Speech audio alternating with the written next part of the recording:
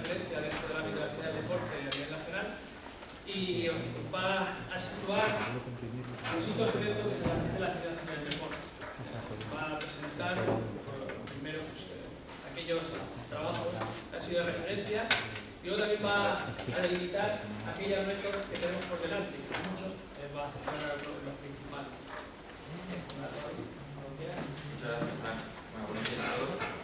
Un poco la idea de este seminario, como ha dicho Fran, es presentar qué hacemos en el Centro de Ciencias del Deporte, pero también basándonos en lo que se ha hecho antes en el Centro del Deporte.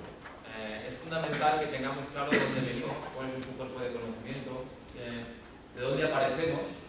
Entonces esto es un resumen de una conferencia que di hace aproximadamente un mes en la celebración de los 25 años de la Facultad de Deporte de Valencia. Yo soy, como algunos compañeros vuestros, de la primera promoción, y que tuvieron a bien que yo diera una conferencia inaugural un poco situando dónde está el deporte, el centro del deporte, de dónde surgimos y un poco hacia dónde van los tiros. Y yo en esa conferencia una cosa que comenté, que luego la vais a ver, fue también la necesidad de establecer retos para el modelo español de investigación en el centro del deporte. Creo que hasta ahora ha habido un modelo erróneo de lo que es la investigación, una investigación muy basada fundamentalmente en aplicaciones de tipo práctico y poco reflexiva sobre lo que es la misma investigación, y tiene mucho que ver con el papel que cumple la universidad hoy en día en nuestra sociedad.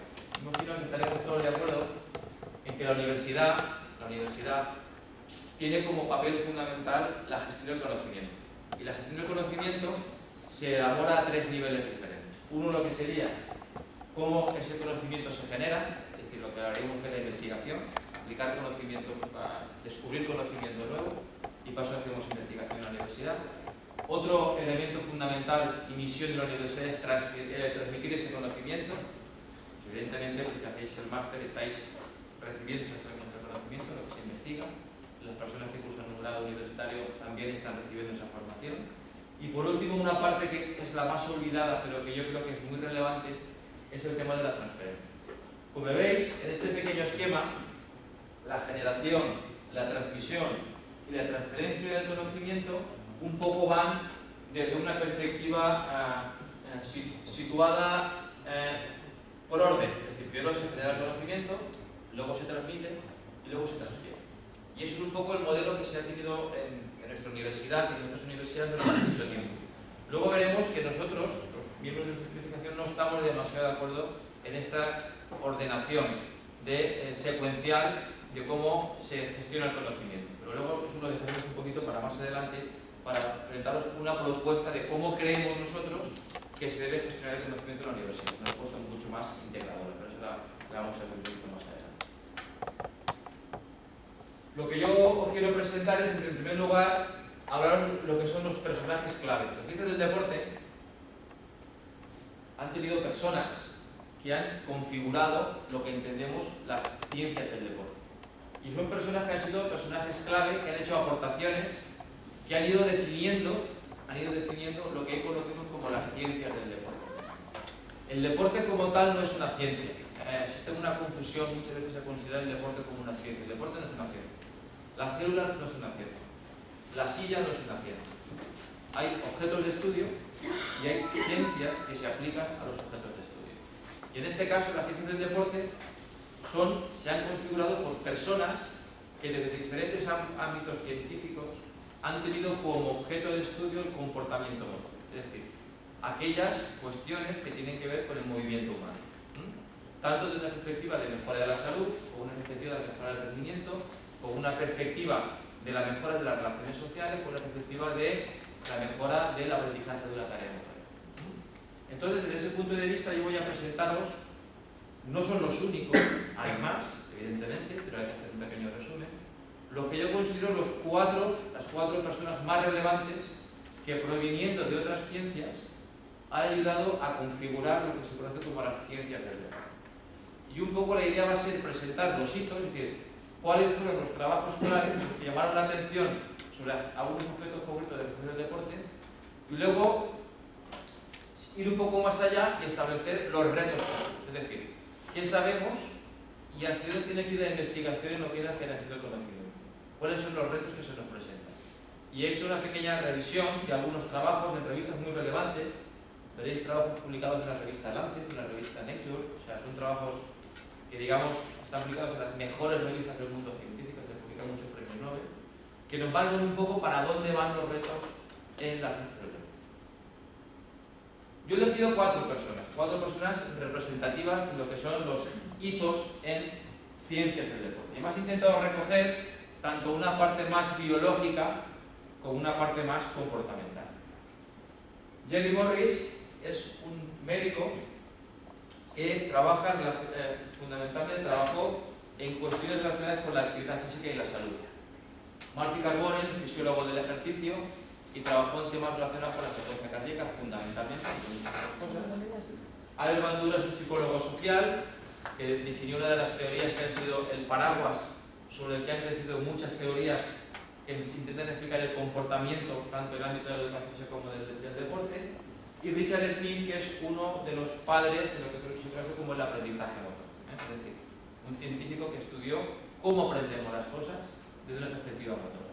Esos son los cuatro personajes que yo les quiero. Vamos a ver cada uno de ellos qué aportación relevante hizo y cuál sería el reto futuro para seguir investigando.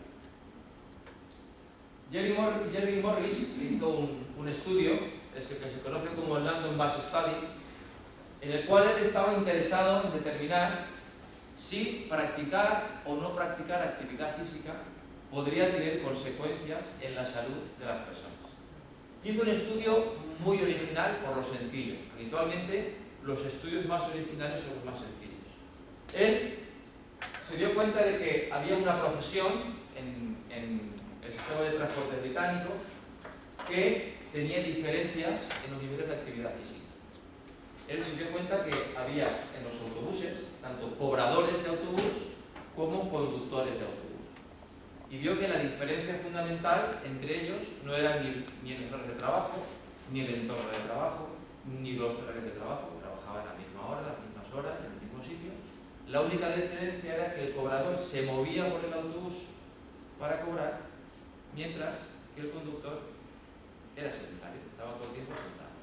Y dijo, si todo lo demás es igual y la única diferencia que existe es en que hay uno que se mueve y otro que no, ¿habrá diferencias en el estado de salud en esas personas que se mueven y las personas que no se mueven? Pues hizo este estudio con 31.000 sujetos que eran cobradores y conductores de autobús. Y encontró diferencias muy importantes. Encontró que la incidencia en enfermedades de tipo coronaria y eventos cardiovasculares era mucho más alta en los conductores que en los cobradores. Es decir, en la actividad física estaba demostrando que era un preventivo de padecer cierto tipo de enfermedades coronarias y cardiovasculares. A partir de esta reflexión o de estas primeras aportaciones del profesor Morris, otros grupos han intentado determinar, dentro de los factores de riesgo que existen para tener enfermedades, el papel que la actividad física podía tener como un elemento preventivo de la enfermedad. Y hace no demasiado tiempo, un grupo de investigación quiso determinar si la falta de actividad física podría ser un elemento predictor de cierto tipo de enfermedades, independientemente de otros factores de estado de salud, como por ejemplo el porcentaje de peso. Entonces, eligieron diferentes tipos de poblaciones, una población con peso normal, una población con sobrepeso y otra población con obesidad, y midieron los niveles de actividad física en cada una de las poblaciones. ¿Y qué es lo que encontraron? Encontraron que el riesgo de muerte prematura disminuía proporcionalmente al nivel de actividad física, independientemente del peso de los sujetos. ¿Eso que está indicando? Está indicando que la inactividad física es un factor de riesgo independiente del nivel de peso. Es decir, que una persona que tenga sobrepeso y practica actividad física tiene mejor salud que una persona que tenga un enorme peso y no practica actividad física. Eso es un resultado realmente espectacular. porque la reflexión sería: ¿hacia dónde van casi siempre las actividades y campañas preventivas para la mejora de la salud en la población? Van casi siempre encaminadas a la bajada de peso. Tenemos niños obesos, bajemos el peso de nuestros niños. Este estudio está demostrando que además de eso, deberíamos dar una mirada hacia la importancia de la actividad física como un preventivo del riesgo de muerte prematura, independientemente del nivel de peso. Muy interesante. A partir de aquí se elabora un paradigma sobre el efecto que la actividad física tiene sobre la salud. La actividad física mejora la salud a través de la mejora de la condición física. Personas que tengan mejores niveles de condición física son personas que tienen mayores niveles de salud. Condición física. Y eso es moverse. Eso es hacer actividad física. Muy importante. Si vemos esta gráfica y esa línea, podemos interpretar que los beneficios de la actividad física sobre la salud son proporcionales a la duración y la frecuencia de la actividad física. Es decir, cuanto más tiempo practiquemos actividad física, mayores serán los beneficios potenciales que encontraremos sobre la salud. Cuanto más mantengamos en el tiempo la práctica de la actividad física, mayores serán los beneficios potenciales sobre la salud. Esto luego lo vamos a ligar con otra idea fundamental, que es la necesidad de generar adherencia a la práctica de actividad física. El problema no es que la gente practique actividad física o se inicie en la práctica de actividad física. Lo realmente importante es que la gente tenga persistencia en la práctica de actividad física, porque eso conseguirá que los beneficios potenciales de la actividad física sobre la salud sean mucho más importantes. Vemos que a poco actividad física hay poco beneficio, y cuanto más actividad física vamos a realizar, el beneficio se dispara. Es decir, hay una progresión casi geométrica entre los niveles de actividad física y los beneficios de esta actividad física sobre la salud. Quedémonos con ese tema, con la parte de adherencia, resistencia a la actividad física. Hasta aquí serían los hitos. Esto es lo que sabemos. Pero, ¿hacia dónde podemos encaminar los retos? ¿Hacia dónde? Mirad, hace muy poco tiempo, de hecho en agosto de este mismo año, se publicó un artículo en la revista Lancet. La revista Lancet, como os he dicho, es una revista de las más prestigiosas que existen en el mundo de la investigación. Aquí es habitual ver publicar a premios Nobel de medicina, de fisiología. Es una revista que ya digo muy prestigiosa, de las más prestigiosas que existen. Y se hizo un estudio muy curioso. Este estudio tiene varias ventajas. La primera ventaja es que está realizado con una altísima muestra de investigación, exactamente 416.000 sujetos. Y lo que se intentaba comprobar era cuáles eran los niveles mínimos de actividad física que provocaban cambios en el riesgo de muerte prematura. Es decir, ¿cuánto es lo mínimo que me tengo que mover para morirme más tarde? Sería un poco lento. Pues fijaros, se encontraron diferencias significativas entre los grupos de no actividad física y los grupos de solo actividad física ligera 15 minutos al día. Ahí ya encontraron diferencias significativas. Una persona que se mueva 15 minutos al día tiene menos riesgo de muerte prematura que una persona que no se mueva durante todo el día, no se mueva de una forma que podamos considerar como actividad física.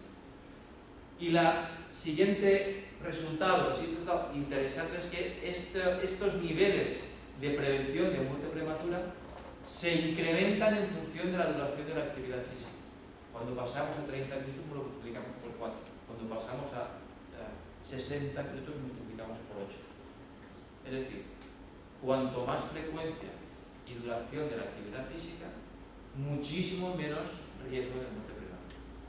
Y se ha establecido que con solo 15 minutos al día ya existen diferencias significativas entre el grupo de actividad física ligera, esto de 15 minutos, y el grupo de no actividad física. Es un sistema que se realizó en el sistema de salud de Taiwán, que se controlaron durante muchos años todas las personas que pasaban por las consultas de los doctores a hacerse chequeo de salud. Y se les entrevistó y se estableció su nivel de actividad física habitual. Y luego se controló su evolución de salud y las personas que morían, a qué causas se podían atribuir. Un estudio, como digo, muy interesante. Ese sería el reto.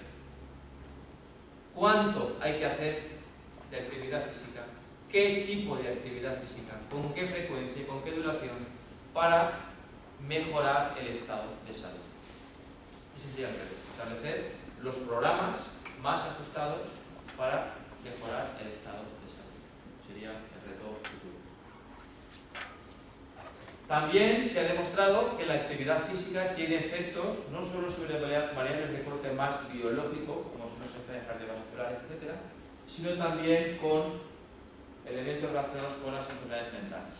Se está demostrando que existen relaciones directas entre estilos de vida saludables que incluyen la actividad física y la mejora o la tardanza en la aparición de síntomas relacionados con enfermedades mentales como la demencia y la Alzheimer. Con lo cual también la actividad física se está demostrando como un preventivo de enfermedades de tipo mental. Esto también es un reto fundamental. De hecho, ya os adelanto, aunque no está en esta presentación, que nosotros, el grupo de investigación de comportamiento motor y el grupo de investigación de análisis del entrenamiento, estamos pensando en desarrollar un trabajo con personas mayores de ver cómo la estimulación cognitiva y la práctica de actividad física pueden estar influyendo en la mejora de la memoria y las capacidades cognitivas en personas mayores. Hemos diseñado un protocolo, se hace un proyecto de investigación, estamos esperando que se resuelva, pero un poco la idea es esa, es decir, se está demostrando que la actividad física, se ha publicado ahora en Neuro hace poco un artículo que demuestra que la actividad física mejora la anatomía de las zonas del cerebro que regulan la memoria.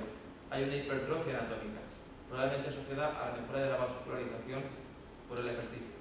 Y se ha demostrado que las terapias de tipo cognitivo, a partir de un ejercicio de resolución de problemas, mejoran la memoria de las personas mayores. Unamos las dos cosas. Unamos la actividad física y unamos los trabajos de tipo cognitivo y ver qué es más efectivo para mejorar la memoria de las personas mayores. Si solo trabajo cognitivo, solo actividad física o la combinación. Ese es el reto que tenemos ahora. Enfermedades de tipo mental. Carbone, fisiólogo del ejercicio. Hasta aquí lo que ha sido el primer hito y el primer reto. ¿De dónde surgimos? La actividad física y la salud, y dónde queremos llegar. La actividad física y la salud. Marty Carbone es fisiólogo del ejercicio, uno de los más brillantes fisiólogos del ejercicio, y entre las muchísimas aportaciones que hizo, una de las más relevantes fue hablar del concepto de frecuencia cardíaca de reserva y intensidad mínima del esfuerzo para conseguir adaptaciones funcionales. La frecuencia cardíaca, como todos sabéis, es uno de los indicadores que más se ha utilizado y más se sigue utilizando para evaluar la intensidad del esfuerzo. Cuanto más frecuencia cardíaca, el esfuerzo de más intensidad. Cuanto menos frecuencia cardíaca, menos intensidad. Y a partir de aquí, con la frecuencia cardíaca se han establecido zonas de trabajo. Evidentemente estas fórmulas de la edad, de los tal, son para población general y tienen mucha deriva, deriva todavía. Hay otras formas de calcular los umbrales o las zonas de trabajo en las cuales es más efectivo para conseguir según qué cosas. Pero un poco la aportación de Carbone fue, es decir, la frecuencia cardíaca vale para medir la intensidad y además se ha desarrollado toda una tecnología que permite que las personas se entrenen en diferentes zonas de trabajo a partir de un establecimiento de unos niveles iniciales de zonas de trabajo y de umbrales. Se puede establecer en qué zonas puedo trabajar para conseguir según qué cosas, para mejorar mi capacidad aeróbica, para mejorar mi potencia aeróbica, mi capacidad láctica, mi capacidad láctica. Hay unas zonas de trabajo establecidas por la frecuencia. Pero ¿qué está ocurriendo cada vez más? Está ocurriendo que el reto fundamental al cual nos enfrentamos es que, aun sabiendo que la frecuencia cardíaca es un buen indicador de la intensidad del ejercicio, se nos queda corta para cuantificar, por una parte, la carga de entrenamiento y, por otra parte, la respuesta individual a cada una de las cargas de entrenamiento. Se está desarrollando muchísima investigación en desarrollar modelos matemáticos, y de hecho el laboratorio de análisis del entrenamiento lo está haciendo, modelos matemáticos de cuantificación del entrenamiento. ¿Qué es lo que se busca con estos modelos matemáticos? Lo que se busca es poder cuantificar y poder predecir el rendimiento a través de una serie de variables que nos den una indicación de cuánto ha entrenado un sujeto y, lo que es más importante, el efecto que ese entrenamiento puede tener en el sujeto. Se sabe ya algunos algoritmos matemáticos que predicen el rendimiento. Es decir, si usted es capaz de hacer este volumen de trabajo y esta intensidad, este volumen aquí, este volumen y esta intensidad de trabajo, su rendimiento será predicho un X% si usted consigue esas cargas de trabajo. Pero el reto va un poco más allá.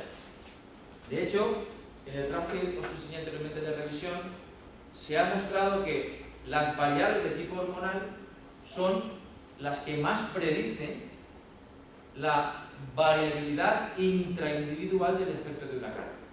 Una cosa es cuantificar el entrenamiento y saber cuánto entrenamiento necesito para alcanzar cierto rendimiento, pero el reto fundamental es: si yo hago este entrenamiento, ¿qué impacto tiene ese entrenamiento en mi organismo? Si yo hago este volumen con esta intensidad de trabajo, con esta densidad, ¿qué impacto tiene eso en mi organismo? Sabemos que hay una alta variabilidad intraindividual, es decir, misma carga tiene efecto diferente en diferentes sujetos.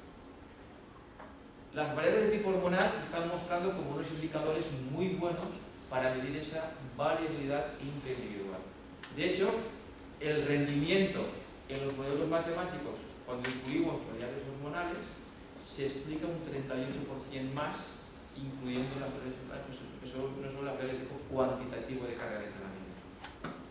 Si pudiéramos conseguir medir las variaciones hormonales que se producen por la carga de entrenamiento en tiempos relativamente cortos, podríamos tener un algoritmo matemático que nos dijese: usted hoy ha entrenado 7 en la escala de una vida, o usted hoy ha entrenado 5 en la escala de una vida. Pero para eso necesitamos desarrollar tecnologías que nos permitan cuantificar la variabilidad intraindividual. Y aspectos enzimáticos y hormonales son los que se están manifestando como los elementos claves para ajustar la variabilidad intraindividual. Y el reto sería poder medirlo.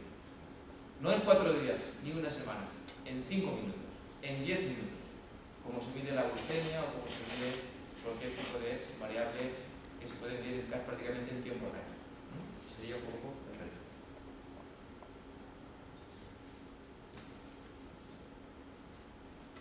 Siguiente hito. El profesor Albert Bandura. Albert Bandura es un psicólogo social que, por una teoría brillantísima por lo sencilla que es, a mí me dijo una vez un catedrático de psicología que los teóricos de la psicología lo que hacen es decir de forma bonita lo que todo el mundo sabe, y evidentemente tiene mucha razón. Es decir, todo el mundo sabemos que lo que nosotros hacemos depende de lo que somos y de lo que nos afecta del exterior. ¿Verdad que sí? Yo lo decía, yo soy yo y mis circunstancias. Pues, Albert Bandura lo que hizo fue estructurar, definir, formular teorías, medir esas cosas y ordenarlas. Y desarrolló una teoría que se llama la teoría social cognitiva, como su nombre indica, analiza cómo el entorno afecta a lo que yo pienso y lo que yo pienso afecta a lo que lleva a cabo. Y hay una serie de factores que están afectando a mi conducta, el entorno y lo que yo pienso. En este paraguas macroteórico que es la teoría social cognitiva, crecieron muchas microteorías, teorías que desarrollaban ciertos aspectos de la teoría social cognitiva. Y uno de ellos fue la teoría de la motivación intrínseca y extrínseca. ¿Y por qué presento yo esta teoría? La presento porque uno de los retos fundamentales de la investigación aplicada a la salud y a la actividad física es saber qué tipos de programas son los más efectivos para generar ADN. Si lo unimos con lo que comentamos del estudio de Morris y el paradigma de las ventajas de la actividad física a medio y largo plazo en la salud, es evidente que cuando diseñemos un programa de actividad física, no solo deberemos contemplar las variables de tipo biológico, sino que tendremos que unir en una perspectiva más holística, más integradora, cuestiones relativas al diseño del programa que permitan que ese programa sea más efectivo para conseguir adherencia y persistencia. No vale con hacer actividad física, hay que hacer actividad física en el tiempo, y eso es lo que mejora la salud. Pues Diez y Ryan, que son unos médicos que tuve el honor de conocer en el 2007 en Berlín, diseñaron una teoría que dijeron, vamos a ver desde el punto de vista de la motivación qué cosas son las que tenemos que tener en cuenta para diseñar los programas de intervención para mejorar la adherencia en la actividad física. Y se dieron cuenta que existen las personas, tenemos diferentes tipos de motivaciones que están actuando para que hagamos más una cosa o no hagamos esa cosa. Y hay motivaciones intrínsecas, extrínsecas y amotivación. Pero bueno, ¿cuál sería el reto? El reto es ¿qué tipo de motivación es la más ajustada y la más, digamos, correcta para provocar adherencia en la actividad física de las personas? Hice un estudio en una muy buena revista también, con más de 10.000 sujetos de muestra, 10.000 sujetos de muestra, en la que se demostró que las personas que tienen altos niveles de motivación integrada, independientemente de que sean hombres o que sean mujeres, son las personas que más persisten en la actividad física. ¿Y qué es la motivación integrada? Es ese tipo de motivación que hace que yo integre la actividad física dentro de mi estilo de vida. Cuando tú le preguntas a una persona, oye, ¿tú qué eres? Yo diría, soy profesor, soy padre y soy deportista. Yo tengo integrado en mi yo, en mi ser deportista. Es decir, los programas de actividad física que diseñemos deben tener como objetivo que las personas integren la actividad física dentro de su estilo de vida. No como una cuestión accesoria ni como una cuestión secundaria, sino como un elemento fundamental. Mirad, hay muchos trabajos cuando le preguntas a la gente, ¿tú practicas deporte? Y dice, no, no practico. ¿Por qué? Porque no tengo tiempo. Muy bien, ¿tienes tiempo? Yo conozco personas que tienen la actividad física integrada en su estilo de vida, que pueden correr a las 7 de la mañana, a las 3 de la tarde o a las 8 de la noche. Es decir, que da igual que llueva, que haga frío, que truene. Es decir, el deporte pues, parte de su ser, es como ducharte, es como comer, es como relacionarte con otras personas, es una necesidad básica el deporte en tu vida. Esas personas hacen deporte en cualquier situación y en cualquier momento. ¿Por qué? Porque tienen integrada la actividad física como parte de su yo, como parte de su estilo de vida. Ellos son actividad física también. Pues vamos a ver qué tipos de programas podemos fomentar para que tengamos una integración de la actividad física dentro de nuestro estilo de vida. Sea una cosa más y sea un valor, que es la palabra clave. Sea un valor más en nuestra vida, la actividad física. Ese es el reto. Otro reto, al hilo de la teoría social cognitiva, es lo que se llama la teoría de la autoeficacia. La autoeficacia percibida, y lo llevo ya al terreno del deporte de rendimiento, es el mayor predictor psicológico del rendimiento. Es decir, los equipos que se sienten más buenos son los que más rinden. Los equipos que se sienten más competentes son los que más rinden. Sabemos mucho sobre la autoeficacia individual. Una persona que se siente más competente para hacer una cosa suele rendir más en esa cosa. Pero hay muy poco sobre la autoeficacia colectiva y cómo esto afecta a la cohesión grupal y cómo la cohesión grupal afecta al rendimiento.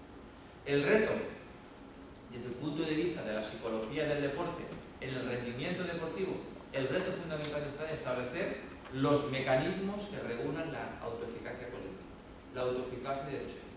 Es decir, saber qué claves son las fundamentales para que un equipo tenga un sentimiento de eficacia colectiva y que ese equipo además mejore sus niveles de cohesión. Ahí hay mucho que hay que profundizar. Aunque sabemos mucho de la autoeficacia individual, sabemos poco todavía de la autoeficacia colectiva. Y se está mostrando, como por ejemplo con este trabajo de un grupo en el que yo estuve en la Universidad de Grenoble, pude trabajar con ellos. Estos son los psicólogos de la selección de balonmano de Francia, que ganó todos los campeonatos europeos, mundial, olimpiadas. Oscar lo sabe, la famosa selección imbatible de Francia. Ellos trabajaron con la selección francesa de balonmano y con chicas y con chicos, con todo el cuerpo técnico de la selección de balonmano, los entrenadores, para establecer los mecanismos que regulan la autoeficacia, porque está demostrándose que es un grandísimo predictor del rendimiento médico. Aquí tenemos un poco resultados de este trabajo que demuestran que hay una relación muy directa de predicción entre la autoeficacia colectiva y la cohesión grupal, que lo que andamos antes con. Bueno, vamos por el cuarto ya. Vamos por el cuarto. Vamos haciendo camino. Richard Smith. Richard Smith se le conoce como el padre de la teoría del esquema motor o del aprendizaje motor. Publicó este artículo que es en el que formuló su teoría de la teoría del esquema motor. Un poco lo que nos viene a decir Richard Smith es que las personas, a través de nuestra interacción con el entorno, desarrollamos programas motores generales que pueden ser aplicados a situaciones parecidas. Desarrollamos un programa motor de lanzamiento, puede ser aplicado para lanzar balonmano, para lanzar béisbol, para lanzar una piedra a un estanque. Desarrollamos un esquema motor de salto, vale para saltar longitud, para saltar a pies juntos, y que para cada tarea o grupo de tareas tienen un esquema motor. Lo que él dice, un programa motor contiene reglas generales que pueden ser aplicadas a diferentes entornos o situaciones. Desde este punto de vista, Smith dijo en un principio que cuando yo adquiero un programa motor o un esquema motor, ese esquema motor, para ser mejorado, tiene que reducir su variabilidad.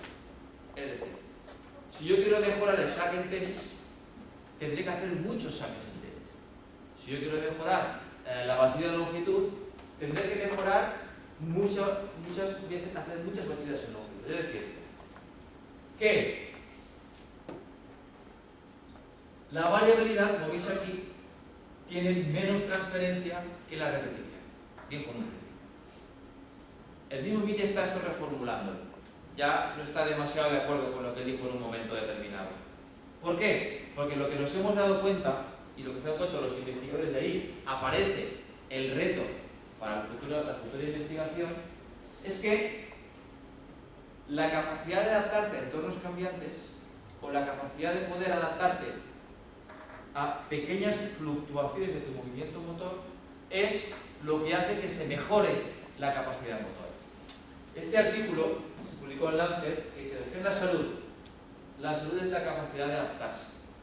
Se está investigando hasta qué punto, y ese es el reto que nos quedaría por desarrollar, el aprendizaje no se produce por mecanismos lineales, sino que se produce por mecanismos no lineales. Es decir, las personas nos autoorganizamos y nos adaptamos a las variaciones y desequilibrios que aparecen en el entorno. Esto iría un poco en contra de lo que nos decía Smith, que decía, si yo quiero mejorar un movimiento balístico, mi precisión, lo que tengo que hacer es repetir mucho el movimiento balístico. No. Provoquemos pequeñas alteraciones en ese movimiento que puede que permitan una adaptación posterior a ese movimiento, a rangos de eficacia todavía mucho más altos. Es lo que consideramos, lo que se denomina aplicar el síndrome general de adaptación a el aprendizaje de tareas motoras. Este es un vídeo de un lanzador de peso que está aplicando variabilidad en una tarea motora que es el lanzamiento de peso. Quiero que os fijéis en una cosa fundamental, que aunque aplique variabilidad, la fase final del movimiento permanece estable. Está provocando un ruido previo, pero la fase final del lanzamiento siempre es un lanzamiento de peso. ¿Lo veis? ruido previo, pero la fase final es la fase final del lanzamiento de peso. ¿Qué ocurre si aplico demasiada variabilidad? Si aplico demasiada variabilidad, lo que ocurre es que estoy trabajando en un sistema motor, otro programa motor diferente. Tengo que encontrar cuáles son los niveles óptimos de variabilidad que permitan mejorar o provocar un ruido en mi esquema motor, pero que no origine una adaptación a otro esquema motor. ¿Entendéis un poco la diferencia? Es decir, yo provocaría una sobrecarga del sistema y luego mediante la compensación y la supercompensación en el tiempo tendría un nuevo patrón motor de coordinación más efectivo que el antiguo que yo tenía. ¿Ya esto más o menos claro? Es decir, provoquemos ruido. ¿Cuánto ruido? Ese es el reto. ¿Con cuánta frecuencia? Ese es el reto. ¿Con cuánta duración? Ese es el reto. Pero lo que sí que la investigación ha demostrado es que la aplicación de perturbaciones en un movimiento que ya está establecido provoca adaptación y provoca mejora en el rendimiento. Y un poco, ¿veis? Fase final siempre se puede.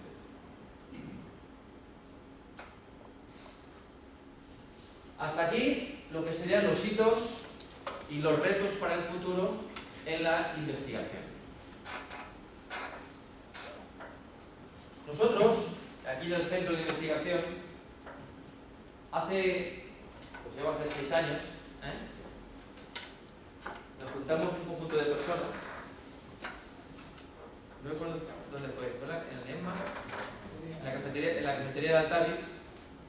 Y cuando esto solo era un proyecto en el cual había un despacho, un portátil y poco más, nos paramos a pensar cómo querríamos que fuera el futuro de nuestra titulación, de nuestro grado, de nuestra investigación. Y en una servilleta, esa es la letra de Cito, si eso fue el que lo escribió, en una servilleta pusimos cómo nos gustaría que el conocimiento en ciencias del deporte se estructurase en esta universidad. Esta universidad no tiene una estructura organizada para gestionar el conocimiento del deporte y nosotros pues hicimos pensar. Y pensando, llegamos a una conclusión. Una conclusión que esta es la servilleta original, pero luego lo pintamos de una forma mucho más comprensiva, que era la idea de hacer lo que se llama un modelo comprensivo del conocimiento. Veis que ya no estamos delimitando el conocimiento de una perspectiva secuencial. Primero generar, luego transmitir y luego transferir. La idea es generar un modelo, y cuando digo comprensivo hablo de comprimir toda la vez la generación, la transmisión y la transferencia de conocimiento al mismo nivel. Es decir, hay que investigar para transmitir. Hay que transmitir lo que investigas y también tienes que transferir lo que estás investigando. Yo recuerdo también cuando estuve en Grenoble que visité un centro de investigación sobre el cáncer en el cual los investigadores aplicaban lo que conocían sobre los enfermos. A su vez, los médicos vinieron a ese centro a formarse, a conocer las nuevas medicaciones, las nuevas técnicas. Y a su vez, esos tratamientos generaban investigación, generación de conocimiento. Es lo que se llama un modelo comprensivo. Aplicar la generación de conocimiento, la transmisión y la transferencia del conocimiento al mismo nivel. Hacer todo a la vez. Además de eso, hemos leído nuevos artículos. Es un artículo que me hizo llegar Fito de la revista Nature, en el cual esto que nosotros pensamos en el 2005, hubo después una profesora, creo que era premio Nobel, que dijo, es que las universidades se están equivocando. Y las universidades están yendo de espaldas a la sociedad. Las universidades necesitan un nuevo contrato social, un nuevo compromiso con la sociedad que es la que nos mantiene. Un compromiso que haga que lo público y lo privado se unan para conseguir los mejores resultados. En este país hemos estado muy acostumbrados a vivir de las subvenciones públicas en la universidad. Y eso, señores, se ha acabado. Hace tiempo que se está acabando, pero se ha acabado. Hay que buscar el dinero donde esté. Y el dinero ya no está en lo público, ahora está en lo privado. Y hay que buscar el dinero en lo privado. A mí me dijo un profesor de aquí de la casa, catedrático de economía, me dijo: Eduardo, el dinero no desaparece, cambia de manos. No desaparece, el dinero es siempre el mismo, pero cambia de manos. Hay que buscarlo donde esté. Ya no está en las manos públicas el dinero. El dinero está en las manos privadas. Hay que buscarlo. Y eso nos está obligando a hacer transferencia también. Y conseguir recursos por trabajo de transferencia. Recursos para luego, ¿qué? Dedicarnos a investigación si queremos. Pero hay que conseguir recursos, hay que buscar el dinero en lo privado. Otro reto es trabajo interdisciplinar. Los objetos de estudio no son de nadie. Los abdominales no son de Fran, ni de Cito, ni de Manolo, ni míos. Un objeto de estudio no es de nadie. Y luego veremos cómo se puede hacer investigación colaborativa e interdisciplinar. Y por último, hay que trabajar con la gente de fuera. No podemos creer que somos el ombligo del mundo. Nuestro reto en nuestro centro de investigación es no solo que vayamos fuera, que hayamos ido, sino que vengan de fuera a trabajar aquí con nosotros. Es el reto futuro. Esa servilleta que pintamos y este artículo es lo que ha marcado la filosofía del Centro de Investigación del Deporte. Y ahora vamos a poner algunos ejemplos de ver cómo estamos resolviendo ese nuevo contrato social que las universidades tienen que tener con la sociedad. Algunos ejemplos que van a demostrar que se puede hacer. No solo que se puede hacer, sino que se debe hacer. Esta es nuestra casa. Ya la conocemos. Vamos con lo primero. Trabajos que tengan soporte internacional. Y aunque sean muy dificultosos de hacerlos, tengan soporte internacional. Nosotros tenemos una línea de investigación en el laboratorio que queremos desarrollar que tiene que ver con la prevención de la obesidad infantil. Está demostrado que la obesidad infantil está relacionada con otros tipos de riesgo cardiovascular y también con la muerte prematura. Y sabemos, porque lo hemos estudiado, que no solo la obesidad infantil, sino la falta de práctica de actividad física es lo que está provocando problemas cardiovasculares y problemas relacionados con muerte prematura.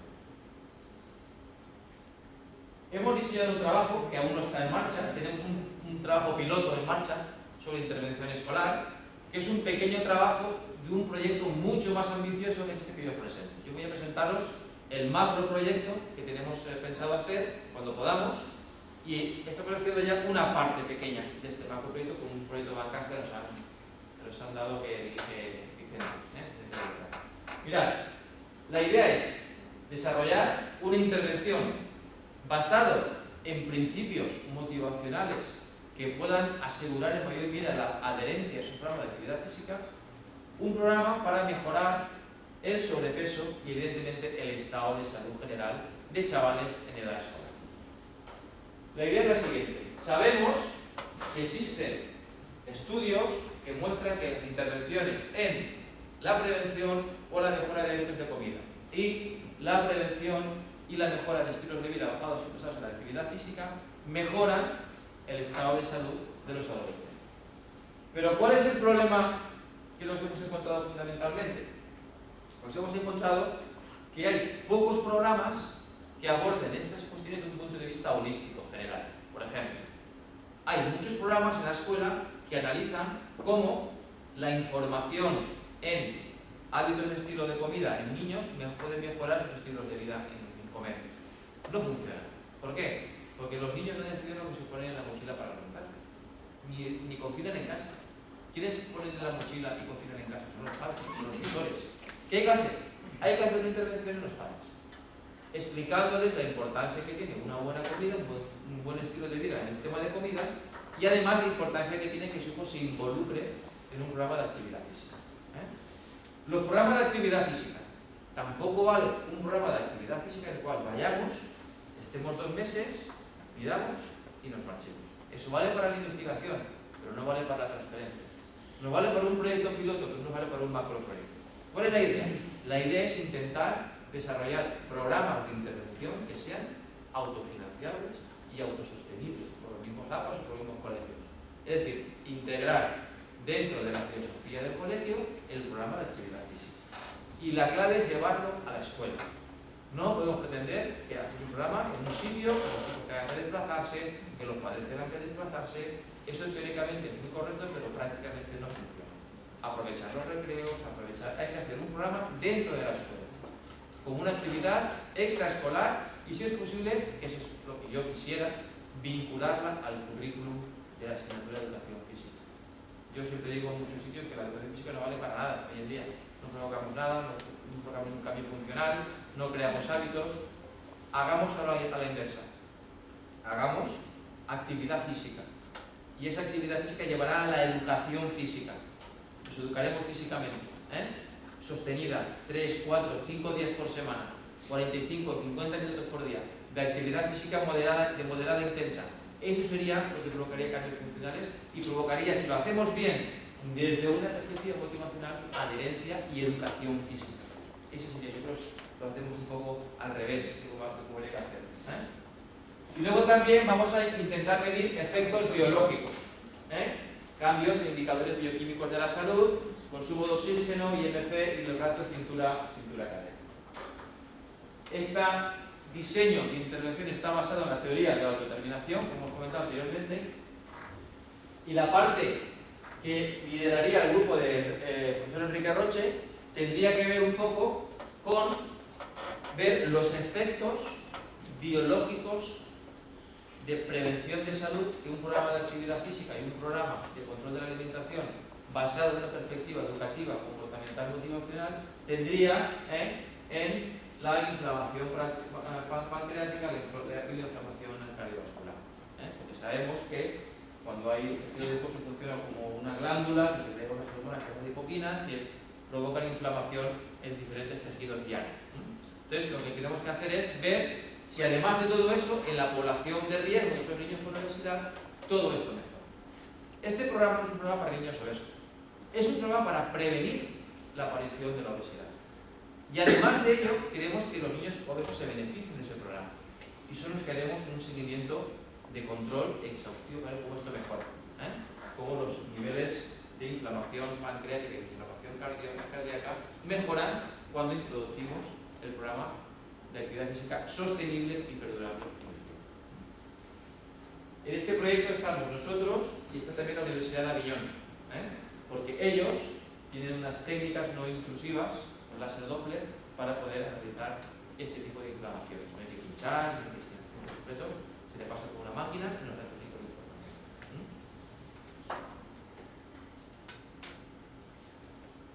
El segundo reto: realizar perspectivas de investigación interdisciplinares. Lo que comentábamos, los abdominales no son de Fran, bueno, casi, ¿no? Más o menos, y de Cito. Ahora son de Cito. O sea, el tema es el siguiente: los objetos de estudio no son de nadie, son objetos de estudio. Y cuando hagamos una explicación más general, más holística, más integradora de lo que ocurre ahí, tendremos más información. En el laboratorio de biomecánica y de control y de organización motor, hemos mandado, vamos a mandar, por ser honestos, vamos a mandar este trabajo a esta revista, que es un trabajo que une dos perspectivas que pueden estar muy alejadas. De hecho, aunque hay muchos en el proceso,